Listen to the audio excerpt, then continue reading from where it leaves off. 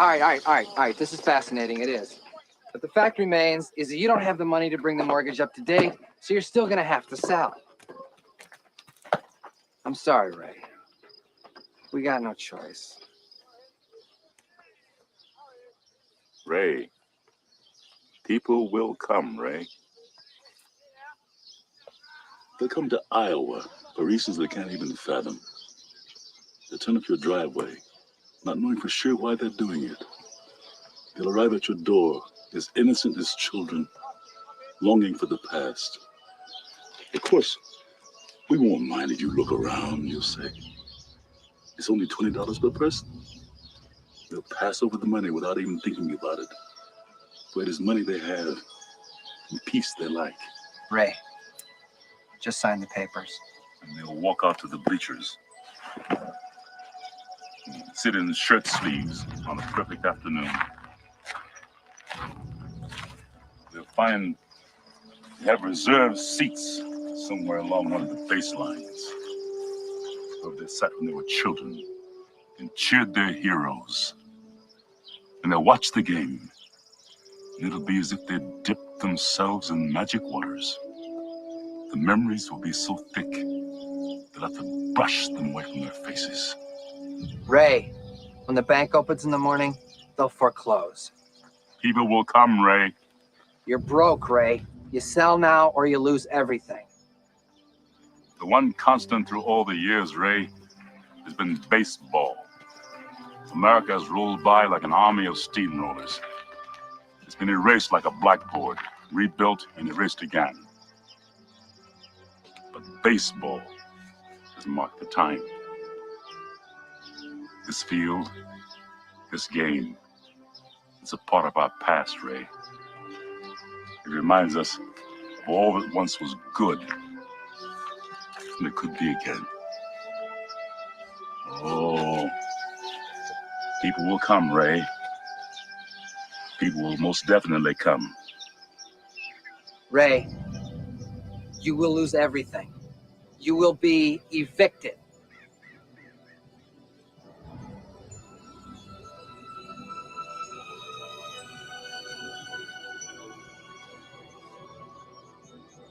Come on, Ray.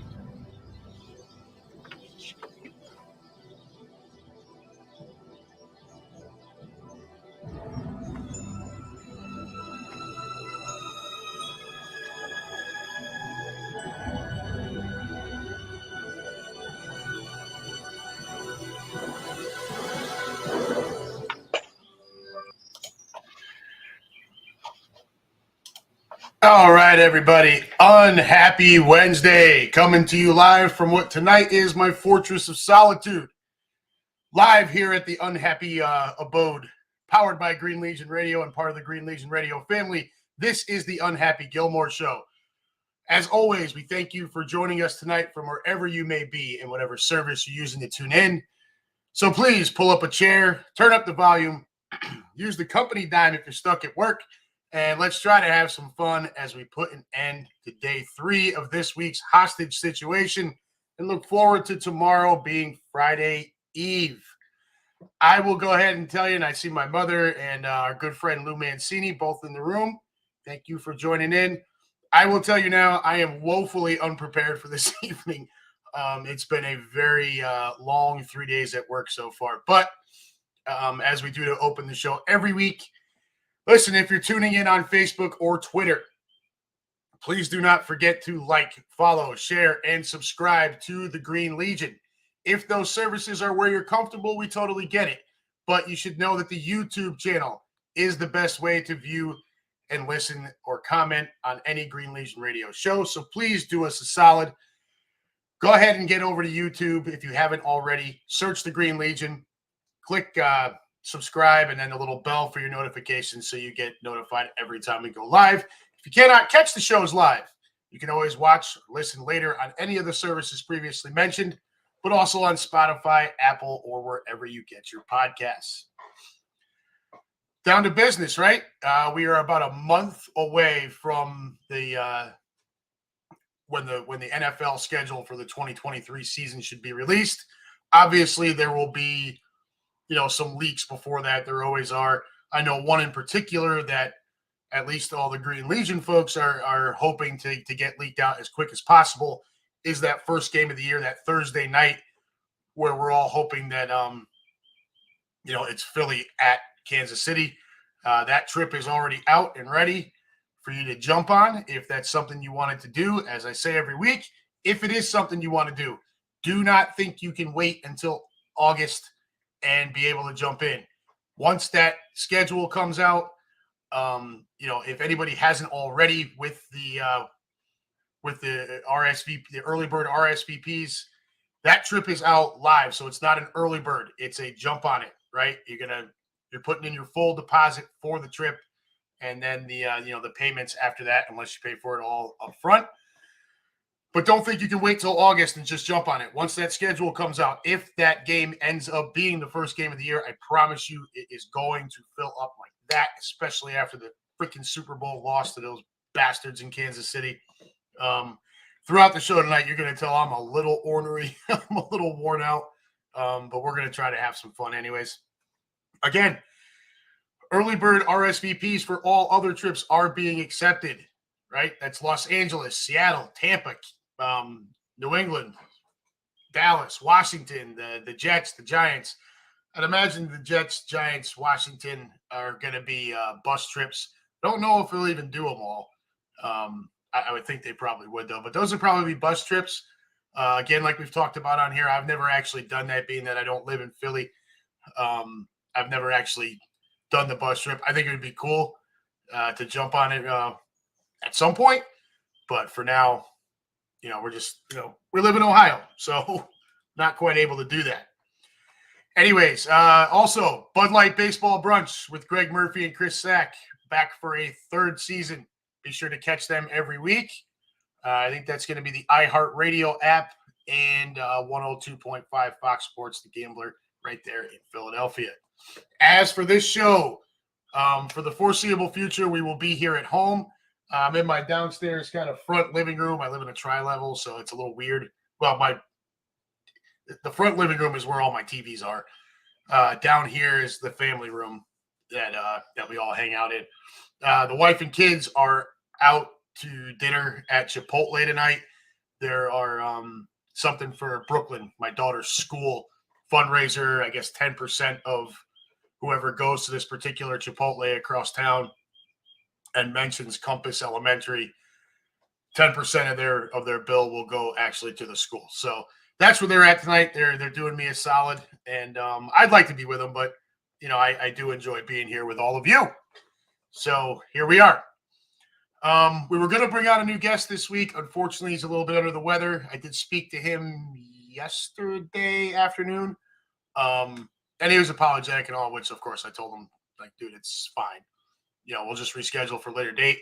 I'm not going to give away a whole bunch of detail there. I kind of want to let that be a bit of a surprise. I think it'll be fun. It will have to do with the ballpark passport. So as soon as we can get him on, I'm sure it should be a fun while. And I told him we're on for usually about an hour, but I'm grateful for whatever time he can give, whether it's 10 minutes, 20 minutes, the whole hour, whatever.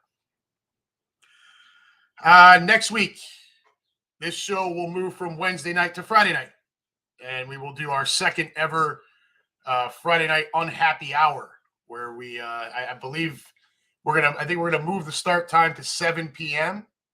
and to accommodate Fito is going to try to join us again for that one. So we'll probably be with a bowl full of gold beers, not Bud Light this time though.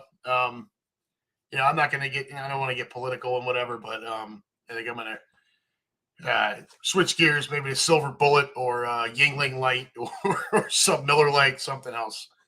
So, so Fito should be joining us. We'll move to 7 p.m. next Friday instead of our normal 6 o'clock on Wednesday night. And I see we've got Lou Mancini says, roll call, people. Light room so far. Lou, I don't know if Facebook dumped me off of there for the intro with the Field of Dreams movie, but Keenan Harmon 7 to 11 next Friday. That's what it ended up being last time. and I think we're going to try to avoid that. Russ Taylor hung with us the whole time. It was quite the ordeal. I think I drank like 13 beers sitting here talking to Fito. We had a good time though. Some other stuff for the Gilmore clan here. We round 6 of the cook-off will be coming up in 2 weeks from this weekend. So this time we're going to go with sandwiches, and then we're going to use tortilla chips as the side, and every one of us is going to have to come up with a different dip for the tortilla chips. This time we're going to have 4 participants. So instead of just Michelle, Liam, and I, my daughter Brooklyn is going to join as well, which means we're going to have to invite some people over to judge because otherwise it's just Grady, and that's not enough. So we're thinking about getting the neighbors over and, or friends of ours or something. We'll get some more folks over here to participate. My mother-in-law will be out of town, so there'll be no rigging the vote this time. Michelle and Liam have not decided on their sandwiches yet. My daughter, what does she got here? She is going to do Italian sliders. So we're going to get the Hawaiian rolls, slice them, and, just your salami, pepperoni, ham, provolone. Then the tops go on. You brush them with some butter and Italian seasoning and whatnot. Kind of like I do my slider burgers, but with an Italian sandwich in mind. And her dip, she's already got that too. She printed out the recipe. It's called crack dip. She's 9, so but it sounds really good. Michelle and Liam again have not decided on their sandwiches. Liam thinks he's going to do fresh made salsa for his dip. As for me with the sandwich, I am going to go with the Cuban, and we thank Lou Mancini for that suggestion. I could have gone with the Philly cheesesteak and just blown everybody out of the water. I could have gone with the meatball hoagie and blown everybody out of the water there too, but I want to do something different. So we're going to go with the Cuban. I think a friend of mine, Ashley, is going to let me borrow her panini press so that I can get that right. The dip, I'm not sure yet. I've already done fresh guac once in round 1. You guys remember some of that, right? Round 1 when I did the fresh guac, blackened catfish tacos, fresh mango salsa, and somehow I didn't win the damn thing. Again, mother-in-law won't be here to rig the vote this time, so maybe I can get victory number 3. So yeah, I'm going to need a different dip. I haven't decided yet. As for the summer for us here, we have our baseball and family trips all lined up now. We talked a couple of weeks ago about the trip to Philly that we're going to do. So we are going to drive in on, let me see here. Let me get the exact dates again for you. We are going to drive in on Thursday, July 13th. Sorry. We won't get in until nighttime, 9, 10 o'clock at night. And then we'll have all day Friday to be in Philly and see the sights. And then Saturday, the girls are going to have to find something else to do. The boys and I are going to double dip. We are going to go to the 1 o'clock Phillies game against the Padres. And then we are going to drive down to Baltimore and go to the 7 o'clock game for, I think it's the Marlins at the Orioles there in Camden Yards. So we're going to knock out both stadiums in one day. The thought behind that is to just, rather than having to break up a couple days to get baseball in, we'll just do it all in one shot. And then that will leave Sunday again for more time in Philly.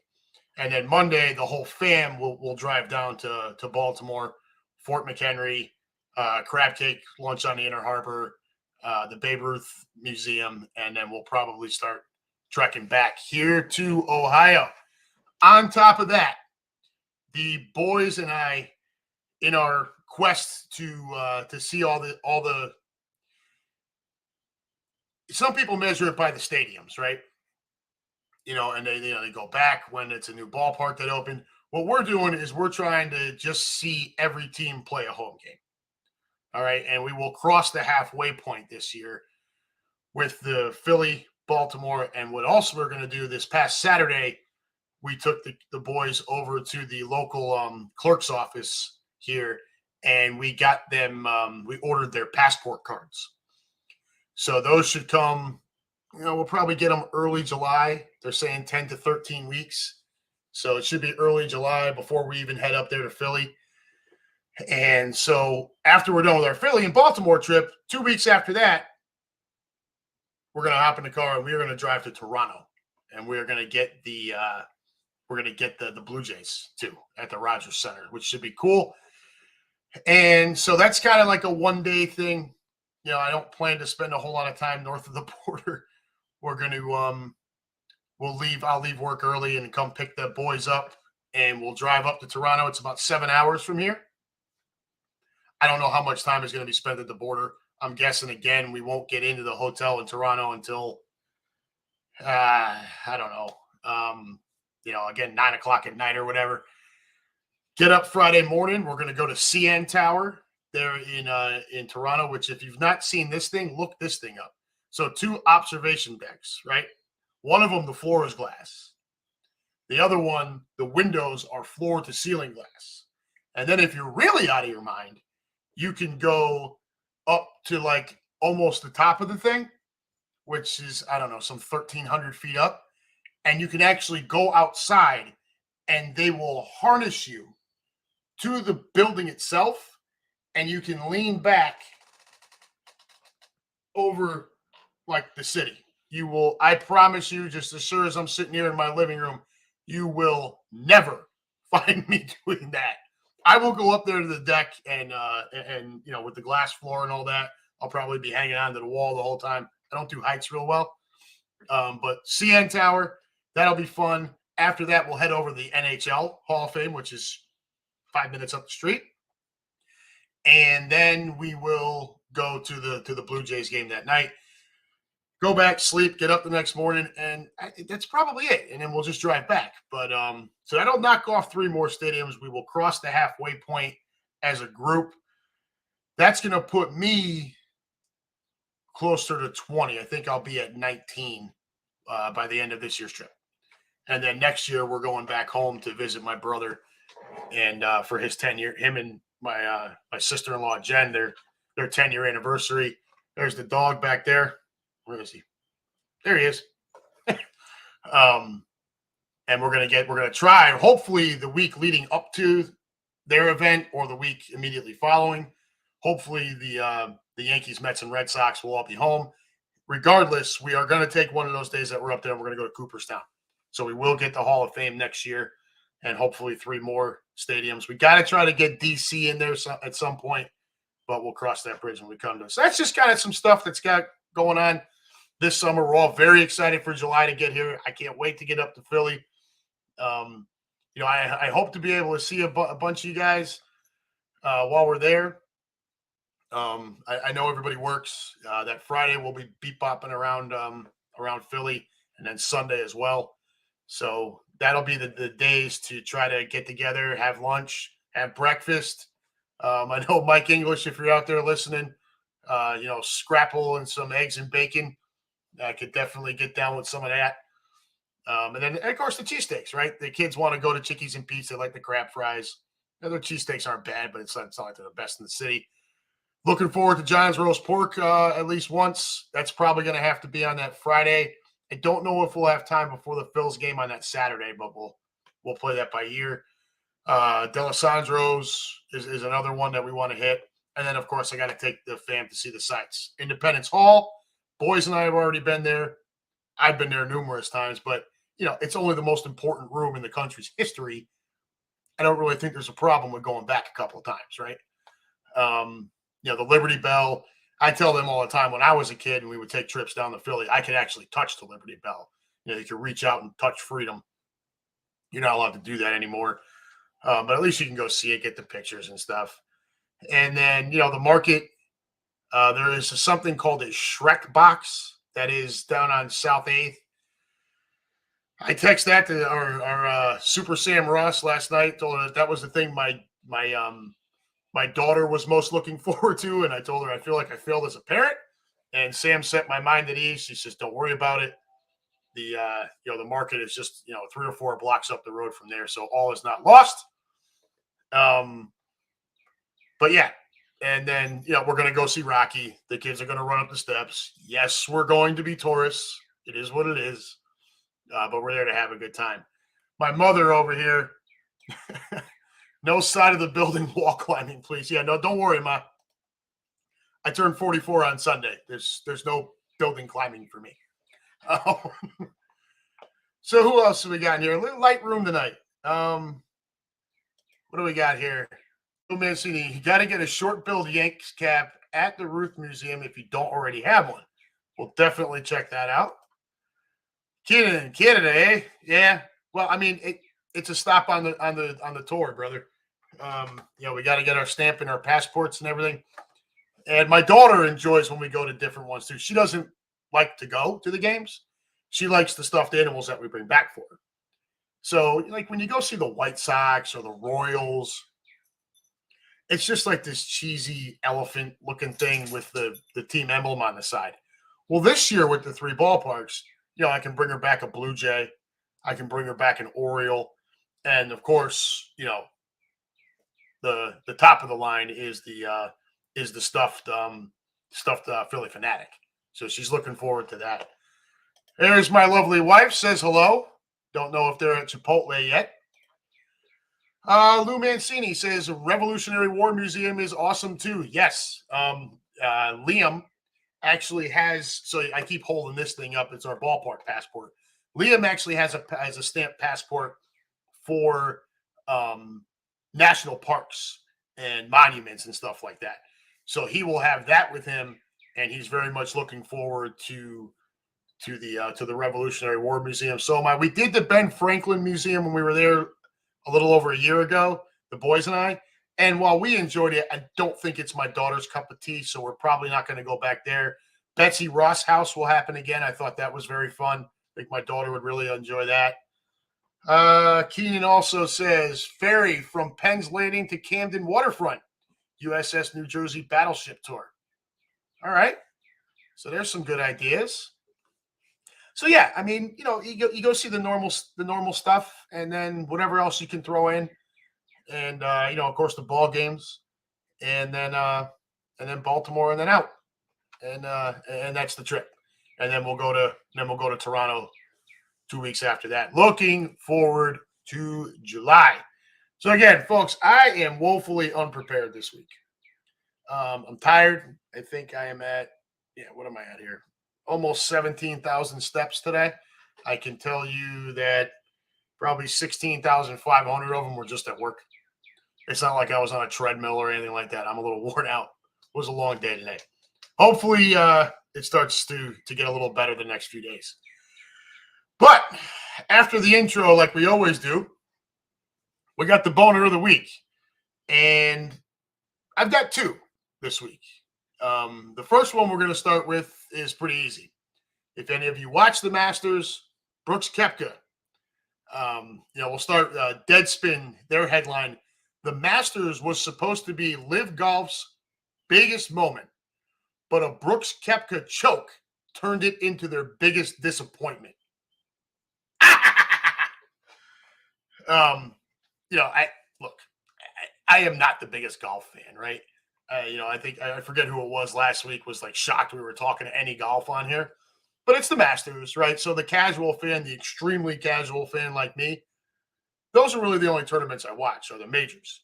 And the majors, they govern themselves with who can participate. So the PGA Tour can't keep live golfers out of the Masters. So what you had was we got, and we'll get to the actual Masters in a few, but so Brooks Koepka choked. So the natural joke, right, is that he ran out of steam because live golf tournaments are only 54 holes, not 72. It's probably a bit of a stretch, though he did fall apart. Whatever the case, he blew a 4-shot lead and lost to Jon Rahm, PGA Tour golfer, who closed the final round with a final round 3 under par to win by 4 shots. Koepka, with one bad shot after another in the final round, lost the lead for the first time since Thursday afternoon when he chipped the ball 20 feet past the hole and tallied his second bogey on the par 3 sixth. he went a stretch of 22 consecutive holes without a birdie. That's the par 5 8th hole when they were making up the third round on Sunday, all the way to the par 5 13th hole when they were in the final round on Sunday. I mean, 22 holes. So he entered the final round with a 2-shot lead over Rahm.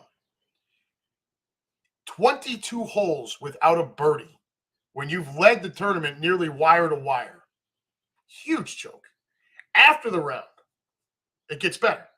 Koepka, instead of just admitting he screws the pooch and moving on, albeit aggravated, he decided to also dump on the slow pace of play at the tournament itself by calling out the group in front of him and Rahm being brutally, and I quote, brutally slow.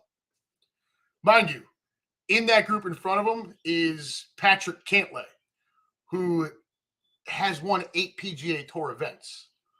So maybe they were slow, but Rahm seemed to have no trouble, right? He was on fire. This is all about Koepka just falling apart, right? So the bottom line is Koepka led by 4 shots when the third round resumed on Sunday. Led by 2 shots when the final round began. He shoots a 3 over 75 and finished for a tie for second, 4 shots back at the end of the day. And Jon Rahm takes home the trophy. I mean, joke, boner of the week. Before we get to our next candidate, here's my mother again. Betsy Ross home as good as the Titanic exhibit still there? I don't know. We'll have to look into that. That could be fun. Brooklyn might get bored with that stuff, though. I got to be careful. We'll see. All right. So the second candidate we have for boner of the week, and I'm just calling them both the boners of the week. If you guys have one you prefer or another candidate you'd like to bring up, by all means, I'm all ears. Like I said, woefully unprepared tonight. Candidate number 2 for me is easily Rudy Gobert of the Minnesota Timberwolves. Right? So this asshat punches Kyle Anderson, his own teammate, in a team huddle during this past Sunday's game. As a result, he gets suspended for 1 game, which is what? Their play-in tournament game against the Lakers. You know, I mean, how convenient for Queen James. So what happens? Well, the T-Wolves go out and they lose to the Lakers, but they lose 108-102 in overtime. 6-point game in OT. This sends the Lakers off to start their series on Sunday against the Grizzlies. I hope Memphis takes them to the woodshed. As for the T-Wolves themselves, they will now face a win or go home game on Friday night versus the winner of the Oklahoma City Thunder and the New Orleans Pelicans. Way to go, Slick. You know, not only did you, I mean, this is, so 6-point overtime loss. And this is where I kind of wish we had Diaz here to comment, but a 6-point overtime loss to the Lakers.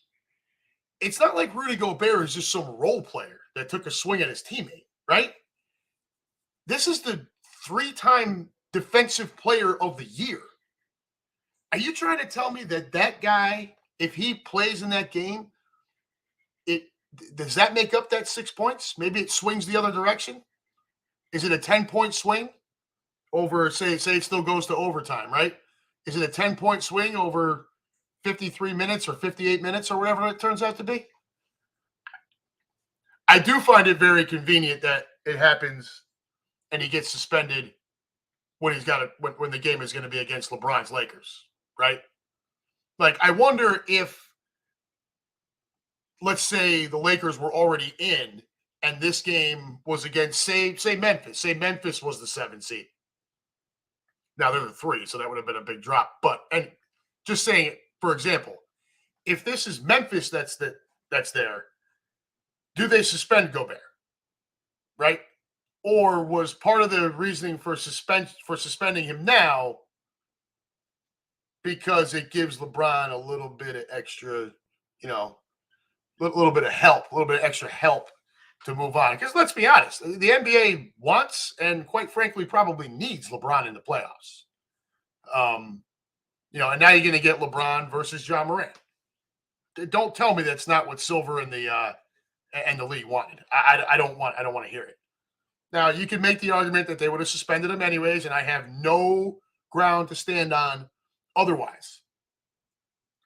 I do find it very convenient, though. And that suspension came out fast, right? Like, that was quick.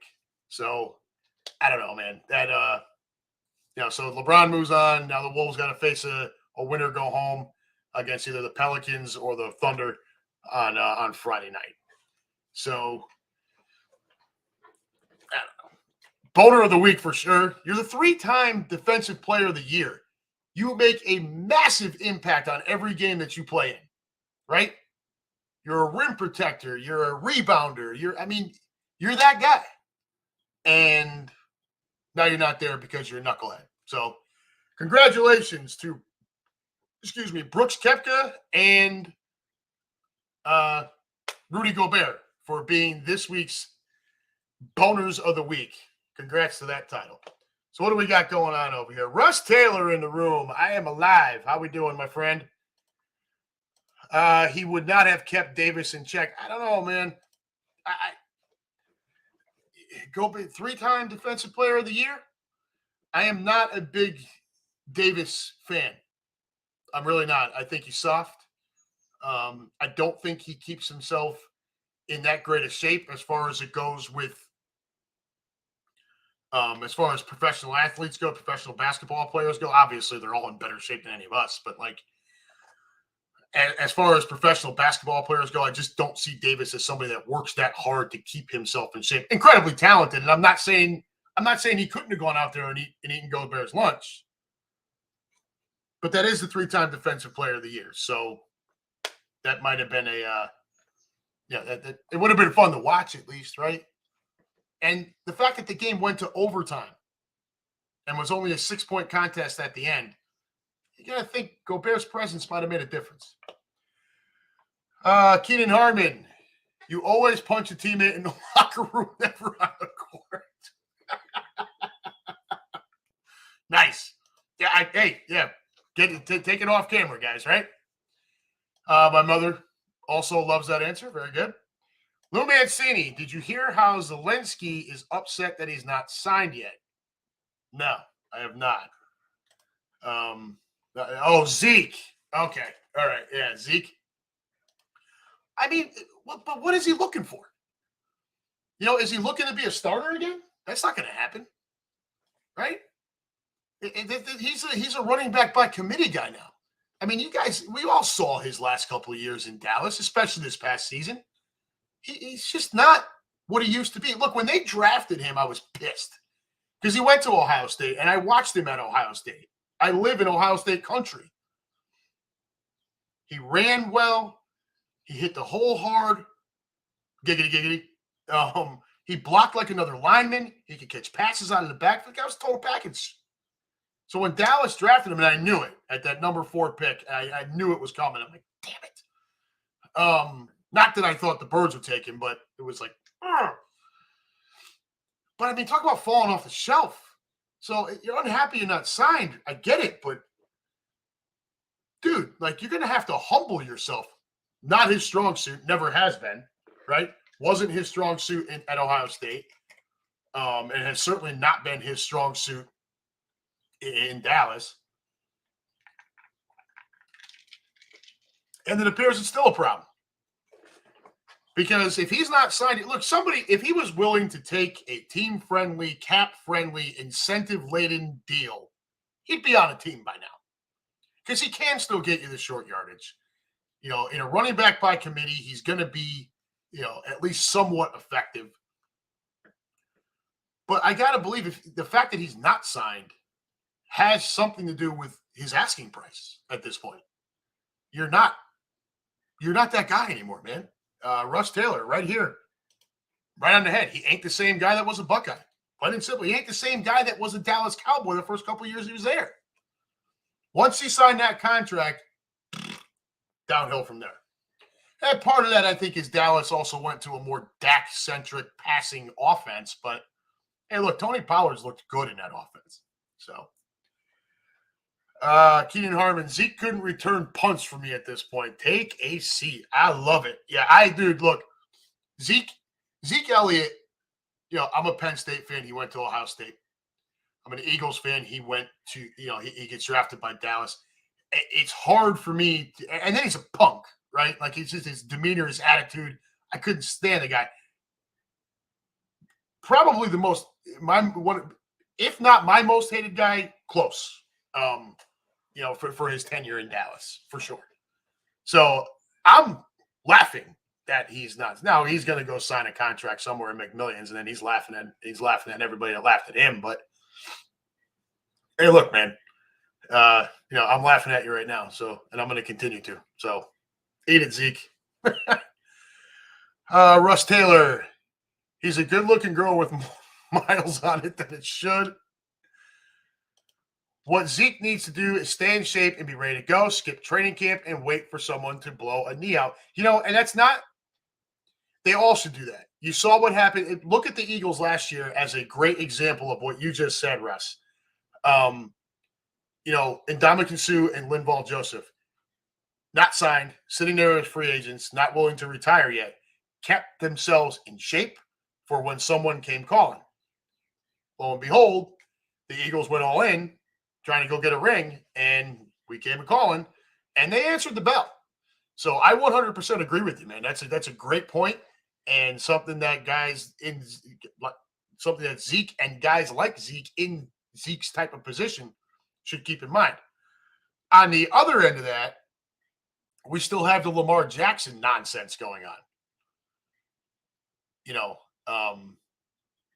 So Baltimore goes out and they get Odell Beckham, right? So that's got to be a precursor for Lamar, right? You don't sign Odell Beckham. Chris Sack and I were texting about it. You don't sign Odell Beckham to then go draft a rookie quarterback. That's not how it works, right? You're not going to pay this guy a max of $18 million to then go try to trade up in the draft and get a rookie. You're going to bring back Lamar. So I got to believe he's going to be back with the Ravens.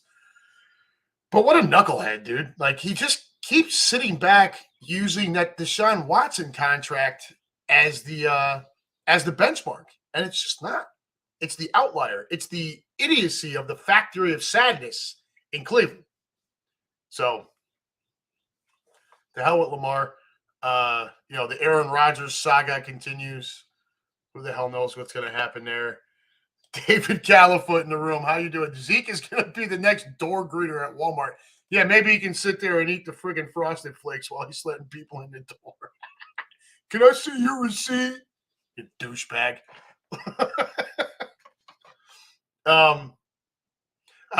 One last thing about some NFL free agency, and look at the Giants. Did you guys all hear what's going on with Saquon Barkley? Right, he hasn't signed his franchise tag, and so he is apparently at this point not going to be at at this. Like I said, at this point, it does not look like he will be participating in like the preseason workouts and stuff. So that could get interesting. They went all in on Daniel Jones and franchise tagged Saquon. I thought a shot. Listen to me. I thought they should have done that the other way. Not that I don't give a shit. Be stupid. I don't care. But I definitely felt like the reason why the Giants were actually looked better offensively last year than they had in the previous couple of years had more to do with a healthy Saquon Barkley than it did with anything Daniel Jones was doing. They did go out and get Waller. It's a nice tight end. I don't know where they're going for wide receivers. There was rumors of Odell going back. There was rumors of Odell to the Jets. There was rumors of Odell to Dallas. I'm happy that he did not go anywhere that's in our division. He can go be with the Ravens, and that's fine with me. We won't have to see him till 2024. Lou Mancini, he can't get fined either. Right. Yeah, so he can just sit there. Now, I think it's a bad move on Saquon's part. I can understand being upset for sure. I think he knows that he was definitely the catalyst of that offense last year. But if you think you're going to sit out a year these guys, Lamar was threatened. Lamar's threatened to sit out too, and it doesn't work out for the player. All right, you can cry about it all you want, but the bottom line is Saquon Barkley, for as talented as he is, he doesn't have the leverage. Okay, because the league is not built around running backs anymore.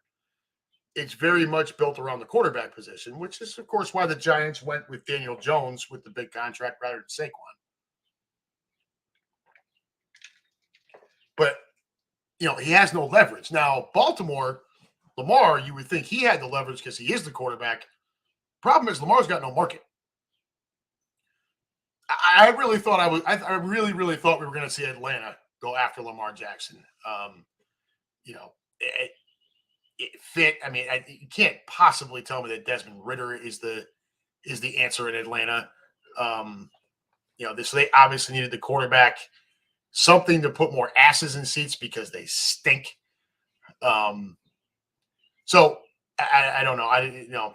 But Lamar doesn't have a market, right? This is a guy who, yes, he won an MVP, he's a playoff game, get it, got it, understand. But he's also, passing-wise, significantly regressed since that MVP season. And he has missed 10 games over the last 2 years. Your franchise tag was going to pay you $32.16, whatever the hell, $million.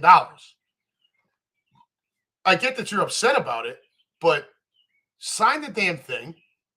Go out and ball, right? Stay healthy if you can. I mean, scrambling quarterbacks, there is that problem, but stay healthy as you can. And, and then make them pay for it. Look what happened with the Giants. I'm not sitting here telling you that I thought, shut up, dog. Sorry. I'm not sitting here telling you that I think Daniel Jones had a great year. We broke that down a month or so ago. He was more efficient, but the Giants decided not to pick up his fifth-year option, and then he went out and actually took a step forward, and they got stuck, right? Well, Lamar, it's the other direction. So his contract, it's time for his contract up, but he has regressed. And so that's why the market's not there. He does not, even though he's a quarterback in a quarterback-driven league and a fantastic athlete, I do not think he's a good quarterback. He's a great athlete that happens to be a quarterback, a lot like Michael Vick was. But the market's not there because of the regression. Even in a quarterback-driven league, you're not going to go and give $50 million to a guy who can't stay on the field, who has shown a significant regression in his passing numbers. And a guy who, as athletic as he is, I mean, how long is that really going to last before he has to, be in the pocket more because he's getting decked all over the place? So that's kind of how I feel about Lamar. Yeah, and Lou Mancini, perfect. Should talk Le'Veon Bell. Back to the guys who sit, trying to sit out a year. It doesn't work out, right? It only hurts the player. Now, these guys all think that I'm just going to hold out and I'm not going to play because, I'm worth more than that. And you may very well be.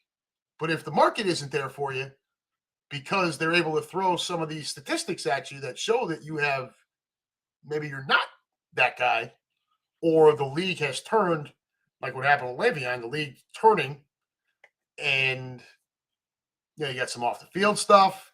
Look at Lamar, another off the field stuff. There's not any trouble, but he also doesn't have an agent, right? How many times have we beaten that to death on this show, right? His mommy's his agent. If he had an actual agent, he's got a freaking he's got a contract already. But here we sit. Califoot, don't worry, I'm still crying over the Super Bowl too, Pooch. I feel you. That's Neo. He's just back there being a pain in the ass. That's all. He didn't have to go out. They took him out before they left to go to Chipotle. Keenan Harmon, Vic had an arm and legs. Vic had a cannon. There's no question about that. It was the intermediate to short range passes where his accuracy was not good. Now he could just flick his wrist and that thing would take off 70 yards. But like I said, the underneath throws, the intermediate throws, he struggled with the accuracy there. The legs, forget it. I mean, good Lord, when he broke on the scene, my God. Anyways, I have carried on long enough with that. Am I missing anything over here? No, pretty quiet night in the room. So me being unprepared, I'm disappointing fewer people this evening. So we're about 45 minutes in here. I was going to talk a little Masters, but we beat that up with the boner of the week with Koepka. What I would like to bring up is Tiger Woods. First off, the fact that he is even out there, I still do find remarkable considering where he was after the car accident. I thought, the fact that he can even get out there. You talk about super competitive dude. Some of these guys like your Michael Jordans and your Kobe Bryants and Derek Jeter had that in him.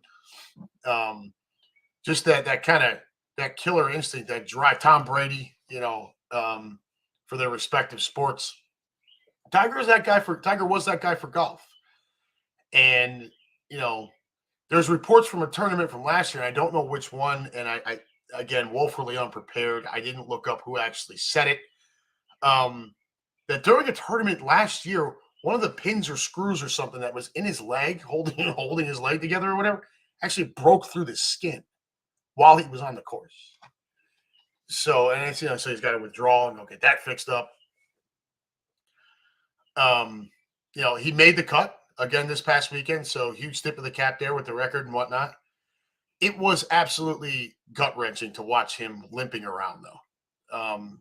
I'm sure all of you can remember when Tiger first broke on the scene. So when he first broke on the scene, I was like 19, 20 years old when he first started like just dominating. And it was almost like he was superhuman on a golf course, man.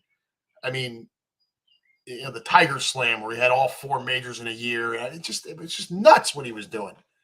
To watch him reduce to what we saw this past weekend, just limping around, anguishing all the time, having to then withdraw from the tournament. It's sad to see. Having watched his entire career, seeing it end this way is really tough. It is. Some of these guys, you hope that guys don't ever hang on too long, right? When you watch, and whatever the sport is, football, baseball, basketball, hockey, golf, tennis, whatever you're into. When you see the guys who were the greatest, right? Michael Jordan, Wayne Gretzky, guys like that. You don't, Tom Brady, as much as we all hate him, you don't ever want to see these guys hold on too long where they look foolish at the end. All right? You'd rather see them bow out while it was still. Take Jordan, for example.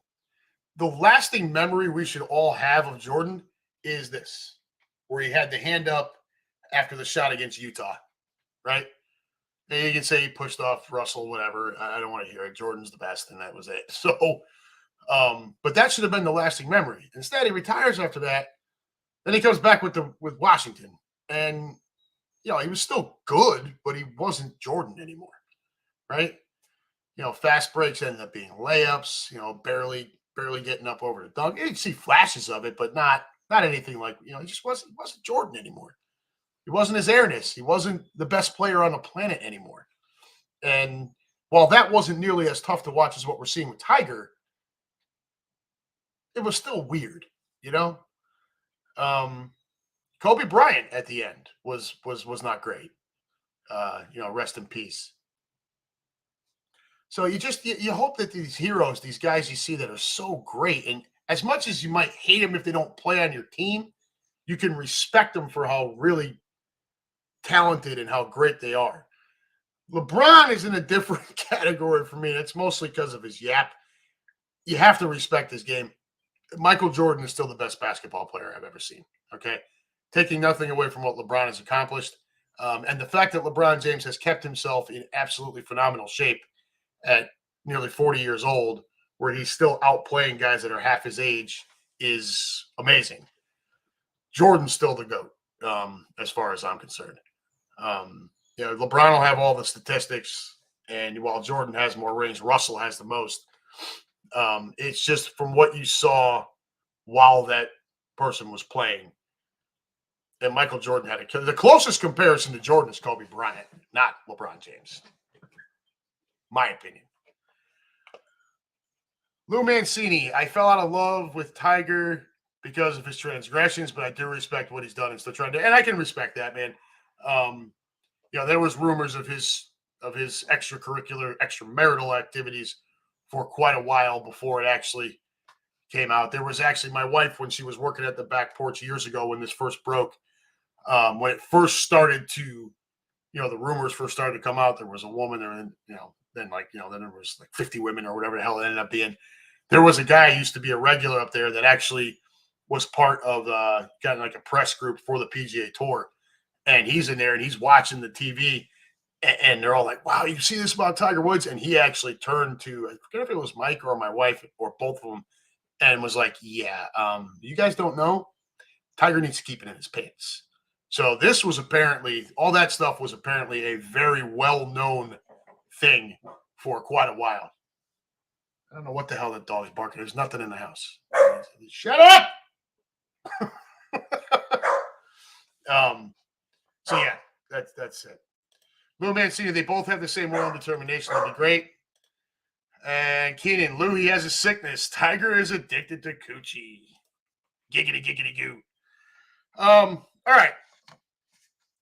So I opened the show with a clip from the Field of Dreams. We're going to close the show with some baseball.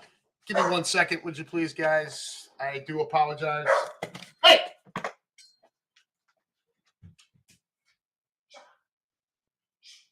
No. That's enough.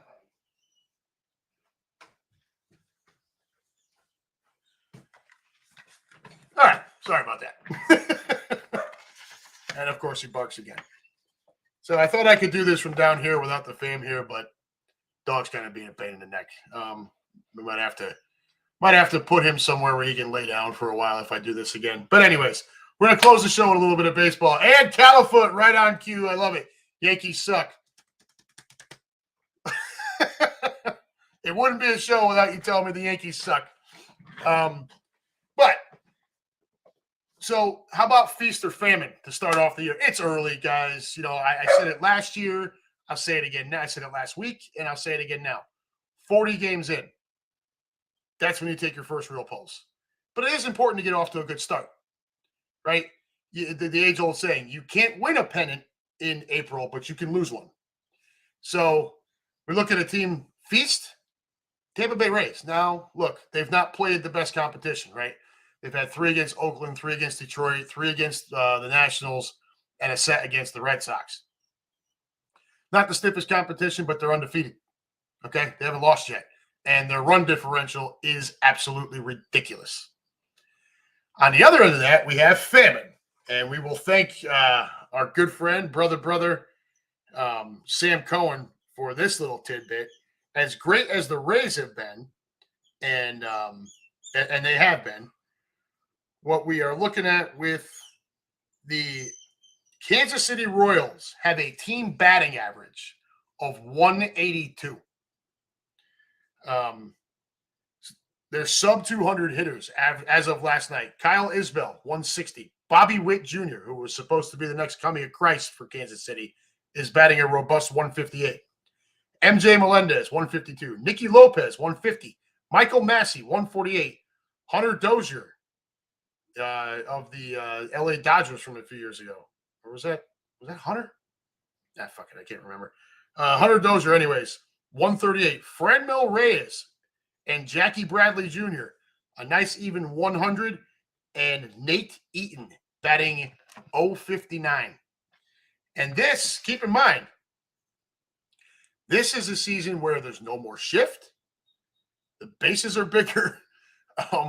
There's a lot that's geared towards creating more offense, and the Royals are still having these problems. So feast or famine there with the Rays and the Royals. The other portion, guys, pace of play. I know a lot of you are not big baseball fans. I am an enormous baseball fan. I very much enjoy my conversations with Chris Sack and our good friend Lou Dominguez. It is, pace of play. Growing up, I never remember pitchers stepping off the rubber 100 times, throwing over to first. I mean, look, if Ricky Henderson was on base, you had to throw over. Actually, I don't even know why you would. It didn't freaking matter. Or like Vince Coleman or something like that could just take off. But I don't remember the constant stepping off the rubber, the constant having to go back through signs, farting around with the rosin bag over and over again. I also don't remember hitters having to get out and do a square dance in between every pitch. It started with the first one, of course, everyone comes to mind is Nomar Garciaparra, or as us Yankee fans like to call him, No-Arm Garcia Pop-Up. Where he had to screw around with the gloves and tap his forearm and then get in, tap his little feet and whatever. Every pitch. JD Martinez has a ritual. Derek Jeter had a little bit of a ritual too. Hi, buddy. Hey, Pepsi Daddy. Hey, good boy. But I don't remember any of that as a kid. So it annoys me that there has to be a rule in place, this clock, to stop these idiots from dragging it out like that. Don't get me wrong. Stop it. Oh, that's ice. Here, you want ice? Don't get me wrong. The pace of play is way better. Okay. The games are taking on average about a half an hour less time, which is a good thing. I just hate that it has to be policed like this. That's really what it comes down to for me. If these guys would just get in the box and play and get on a mound and pitch, none of this would be necessary. But, unfortunately, it became necessary. They had to find a way to increase offense and reduce the amount of time games were taking. Commercials don't help.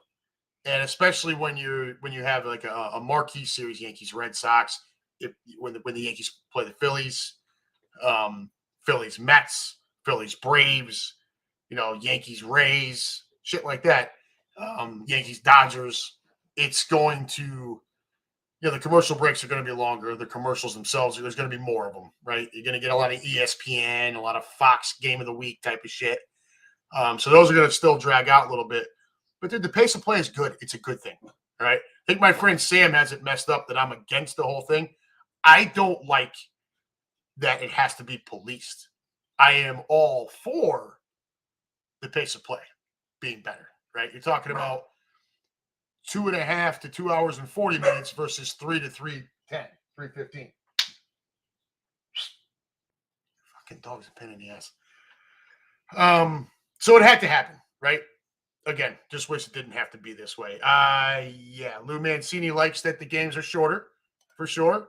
And he'd also like to say, Lou Mancini also says Dykstra took his time. Dykstra took his time.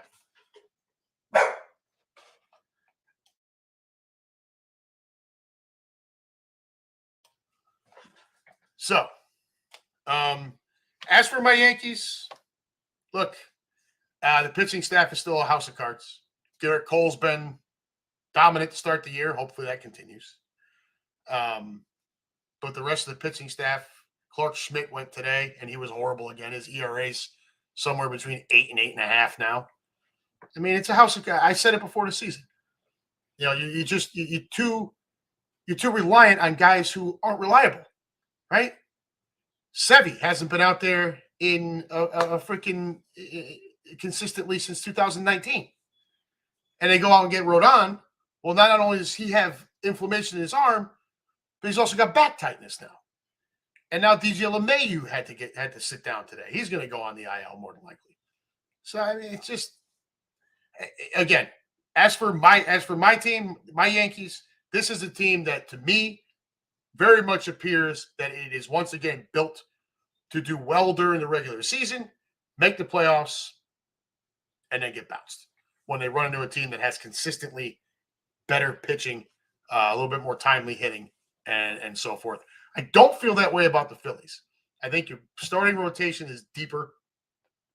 I think once you get Harper back, that is going to change things for you. You've had a much better start out of Nick Castellanos, which we all talked about on here. It needed to happen, especially once Hoskins went down. I think you got enough there in the lineup to hold water until Harper comes back, and then when Harper comes back, that just completes the lineup. I think your pitching it'll get better. I know yesterday was a rough day. Anytime you get smacked around by the Marlins, it's not a good evening. But at the same time, yeah, you did get to see a guy hit for the first cycle in Marlins history. And congrats again to Chris Sack for knocking another thing off of his bucket list, getting to see somebody hit for the cycle while he was there in person. Califoot, salary cap. Well, poor Yankees. Hey, look, I've been saying it for 20, 25 years. There needs to be a salary cap in baseball, but there also needs to be a floor, okay? Because the bottom is more detrimental than the top, all right? You can scream and yell, and, you want to make fun of the Yankees, go take a look at the payrolls. It's not like the Phillies aren't spending money too, so it's not like the Red Sox haven't spent money either. But the bottom is supposed to get that money from the luxury tax, right? So these teams that go over that luxury tax threshold, the Yankees, the Phillies, the Braves, the Dodgers, the freaking Mets now, right? And all the money they're spending. They pay a penalty that is in a pool dispersed to the lower market, smaller market teams. But that money's not being put back onto the field to try to help field a competitive team. So you've got to force a cap and a floor. Unfortunately, neither are going to happen while this regime is going on. As long as you have Rob Manfred as the commissioner, he's too weak to try to battle the Players Association. But anyways, all right. The dog is pissed. I've been going on for an hour on a week where I was woefully unprepared. So I do appreciate you all sticking with me. Thought we had a little bit of fun this week. I am exhausted. So I will try to be more prepared next week. Again, next Friday, remember, we are going to be Friday night starting about 7:00. And then Fito should join somewhere during that time frame to try to have some fun with us. One more time over to the room. Lou Mancini says, Adam going to find a turd out there after the show. No, he's just barking. The windows are open. The weather's been beautiful here. So I've got the windows open and there's leaves blowing by and he's hearing all kinds of stuff. So he's barking at everything under the sun. Not a very big dog either, so he gets a little worked up. My mother, again, that's a lot of money being spent. It is a lot of money being spent across the board. But until you have a cap and a floor, you're not going to have the parity that they're looking for.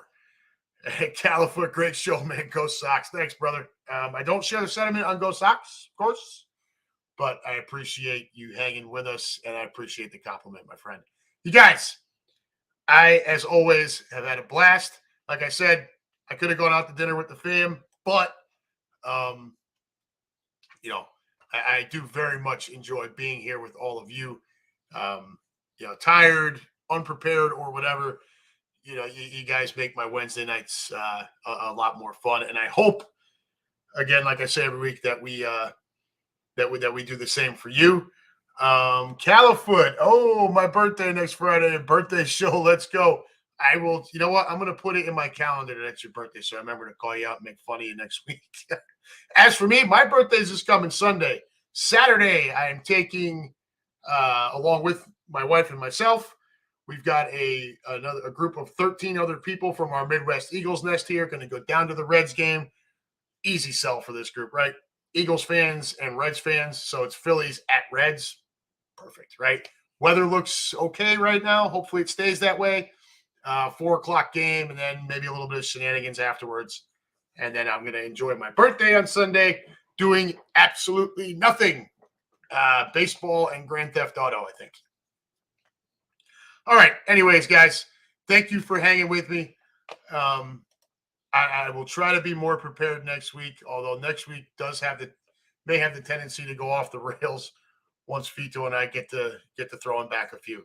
So, for my empty household and my noisy friggin' dog, this has been the Unhappy Gilmore Show, powered by Green Legion Radio, part of the Green Legion Radio family. We thank you as always. And as always, whether I'm wearing Yankee shit or not, go Birds.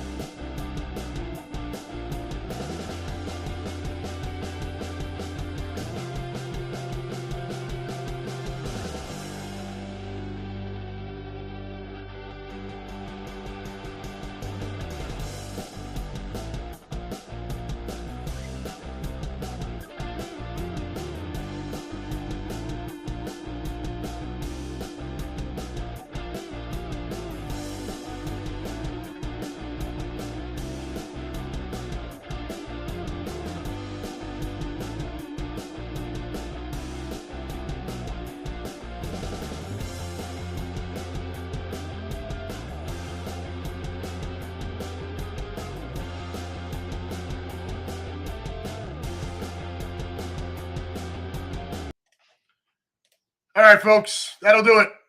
Y'all have a good week. I will see you soon. Take care.